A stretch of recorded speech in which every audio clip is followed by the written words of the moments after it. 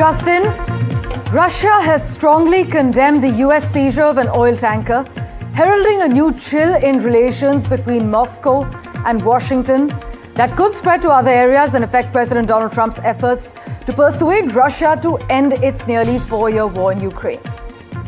The seizure on Wednesday of the Russian flag tanker in the North Atlantic can only lead to a further escalation of military and political tensions in the Euro-Atlantic region, as well as visible lowering of the threshold for the use of force against peaceful shipping. This is what the Russian Foreign Ministry has just said. Aditya Raj joins us with all the details at the moment. Aditya, besides its tough rhetoric though, at the moment, realistically as we speak, Russia has few options when considering how to respond to the seizure, right? Well, certainly not many options diplomatically or militarily with Russia right now to go against the United States. But this is bringing us to that post-World War scenario of a Cold War between US and Russia. At that time, a different scenario entirely. But in this particular state, in the high waters of the North Atlantic, we've seen two seizures by the United States Coast Guards. We've seen, of course, Sofia as well as the Bella one. This is the Marinera Russia-flagged oil vessel that has been captured by the US Coast Guard.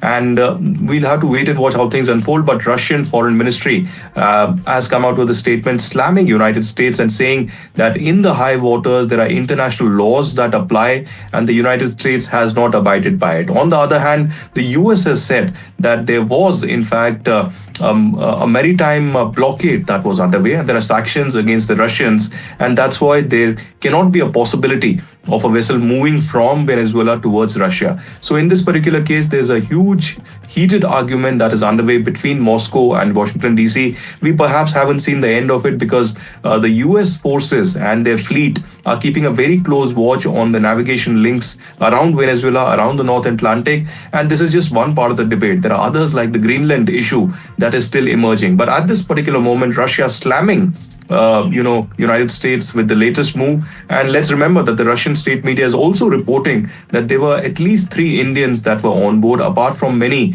other nationalities as well. So we'll have to wait and watch how the diplomatic game really plays out here, whether these vessels will be now charged officially, legally, or whether they will be released very soon.